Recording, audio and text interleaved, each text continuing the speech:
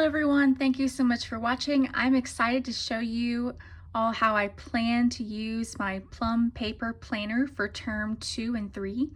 Please support me by liking this video and subscribing to my channel. This is a 12-month planner, so it is different from my previous planner, but if you would like to see how the student planner from Plum paper, I will link it down below for you. If you would like to see my review of this current planner and how it looks before I edited it, I will link that video for you down below too. I am a WGU student, and instead of looking at other people's ideas of how I can use this planner, I reflected on my term 1 experience and designed this planner to best fit my experience at WGU. As you know, WGU is a different college experience than others out there, and this can make it difficult when using various kinds of planners.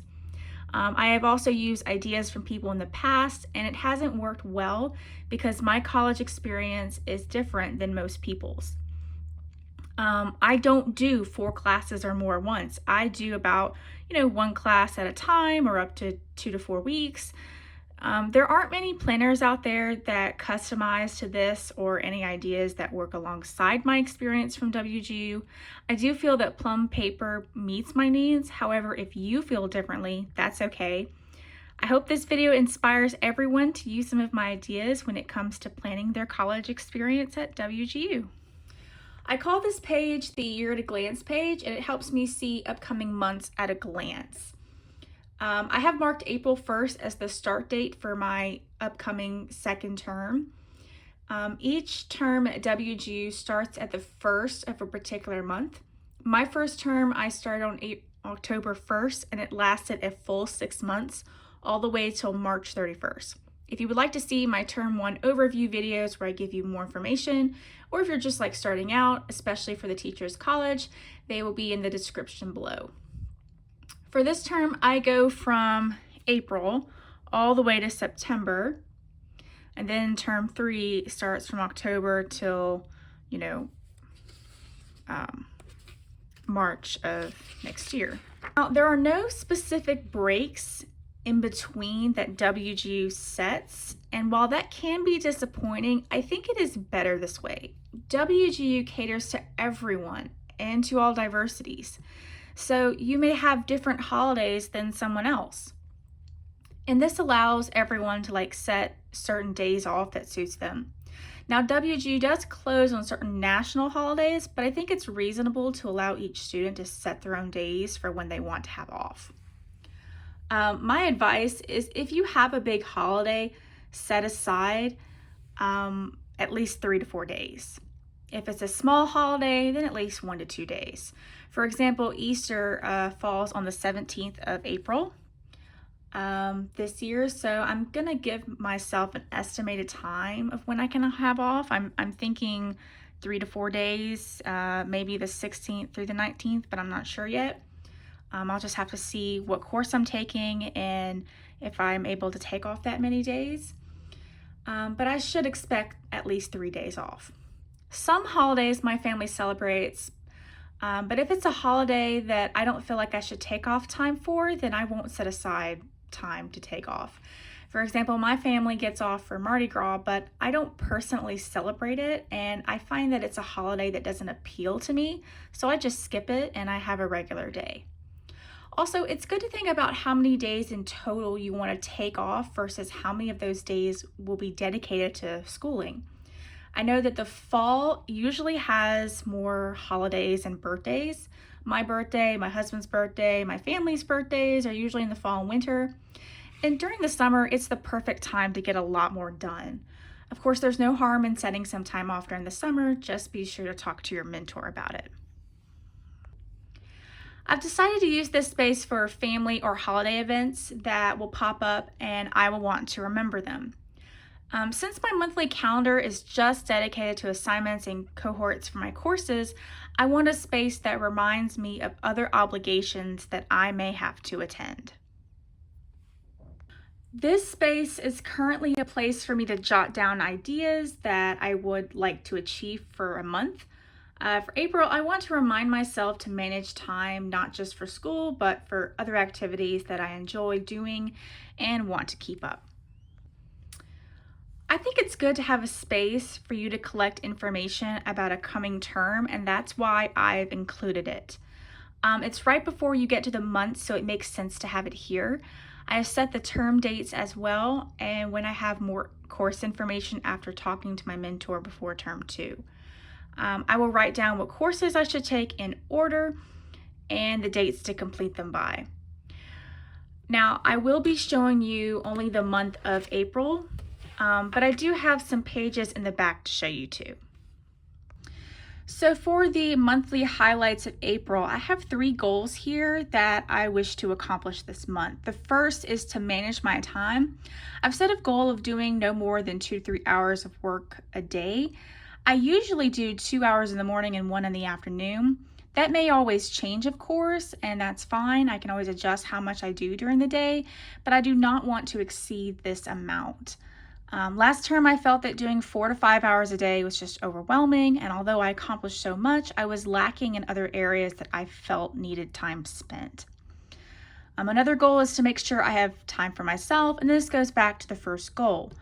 I want to make sure that I am tending to my mental health and my physical health. The last goal is to make sure that I don't put off anything off and to plan daily. I have a planner on my computer that plans out how much work I do daily throughout a course before writing it into this planner, and that really worked for me last term. It's something that I want to keep up with.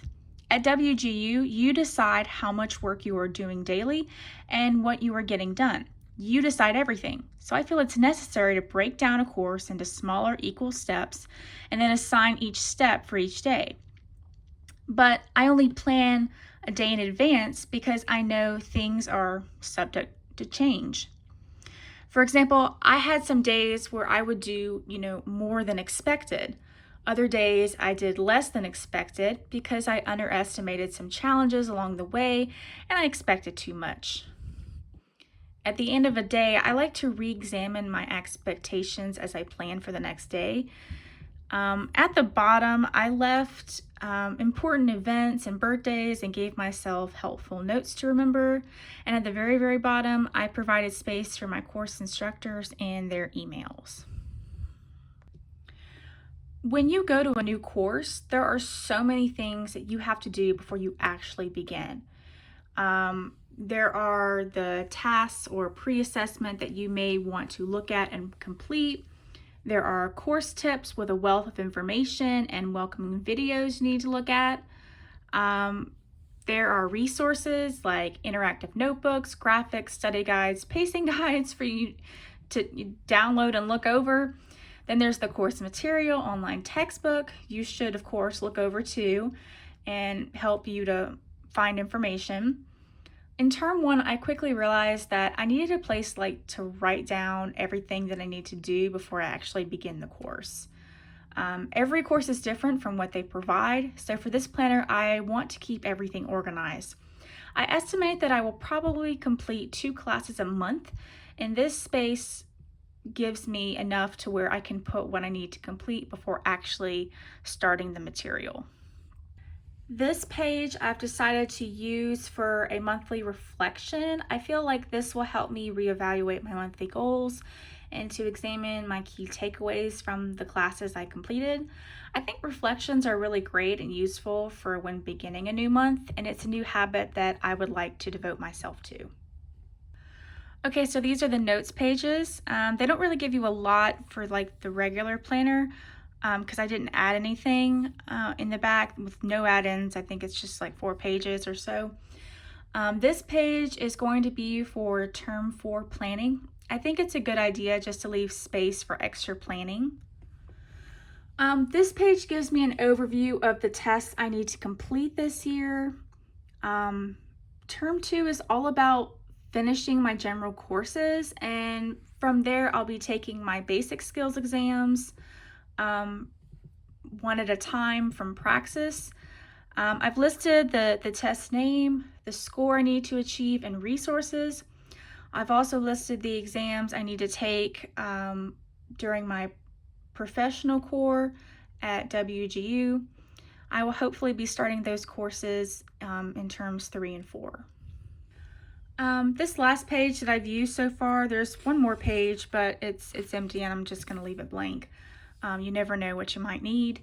But this last page for me is to attend any cohorts that the Student Success Centers offer me. One cohort that I hope to attend currently is from the Math Center, and it's for me to learn all about the Praxis Math Core. So with the contacts page, I absolutely have no use for this, but I have an idea of what to use it for. I'm going to fill it with a collage of pictures of things I like to do, my hobbies, inspiring quotes. As you saw from my previous planner, I put this sort of collage on my monthly dividers, but I like the modern design on them in this planner, so I'm moving them to another place, which is the contacts page that I have absolutely no use for. Thank you everyone for taking a tour with me of my new planner. I hope to give you some more insight into what is in store for me during term 2.